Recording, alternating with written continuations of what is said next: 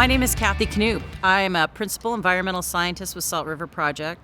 Salt River Project is a nonprofit public power company in Phoenix, Arizona. We have about 1 million customers.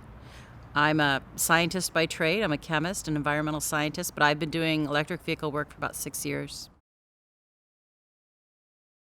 When we first started out the EV journey, and there were only a few thousand EVs in Arizona, and we were concerned maybe one aspect, it might just be a blip in the road, right? Because it has before. We've done significant programs in the 90s for EVs, and then they took the EVs away. So we were cautious about really jumping in, but we were also cautious about understanding what this generation of EVs mean to us. We wanted to know how many miles do they really drive, how much electricity do they really consume, what are the greenhouse gas emission reduction benefits from that. And in order to do that, we had to really understand how the cars were driving, when they were charging at home, when they were charging in public, when they were charging at work, what times of days were they charging. And just in general, you couldn't compare the early generation of an electric car to a regular car because they don't drive as far. They had 80-mile ranges. The plug-in hybrids. Do people, in Arizona we had a thing with natural gas where people got a rebate for a natural gas car, but they only drove them on gasoline. With a plug-in hybrid, will people really be charging their car, or will they also just drive them on gasoline and they're looking for a tax credit? We needed to find those things out, so that's how we started developing some of the pilot projects, as well as the EV community, so we knew who really had an EV. When we did our first grid impact study, where we put data loggers in 110 customer cars, and we collected their data for a year, most of those cars in that study were Nissan Leafs, Chevy Volts, and BMW i3. So these are lower range electric vehicles. So they drive a certain way. They charge a lot. A lot of them will charge at work. And the grid impacts we found weren't too terribly significant. But then we added some Teslas into this study. And we looked at 10 Teslas, and they have a much longer range. They charge at much higher levels. People can charge at almost 20 kW at home on AC charging, and that's a significant impact if you have a lot of residential customers doing that. So we did that study, and now 3 years later, there are more and more full battery electric vehicles with longer ranges that can charge at higher rates that are using a lot more DC fast charging, which is another significant grid impact. We can see that through this data. We've also done things through having the EV community. We can look at just the load shapes of those customers and look at the annual, combined load shape of a customer A, before they bought an EV, and customer A after they bought an EV, and compare year-over-year data, and then use that to extrapolate out just exactly what an EV owner might look like in a broader sense.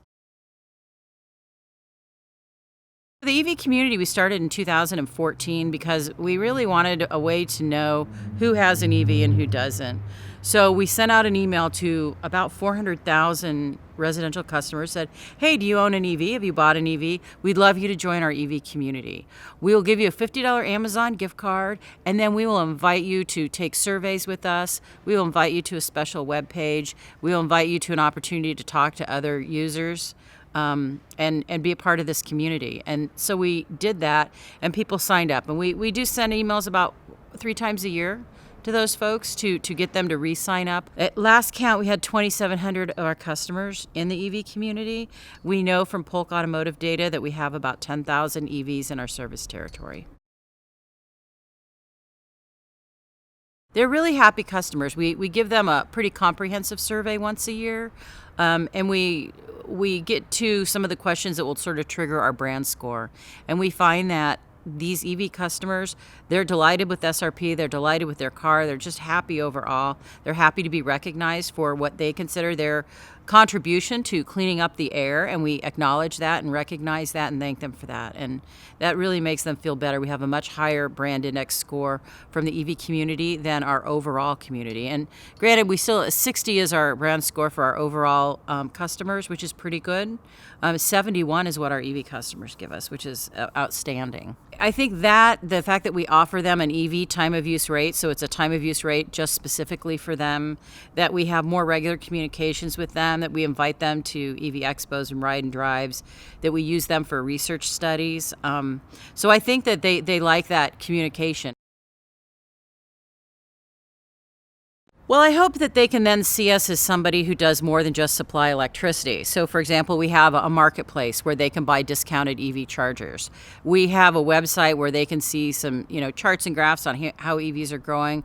They can download brochures on what the new EVs are that are available.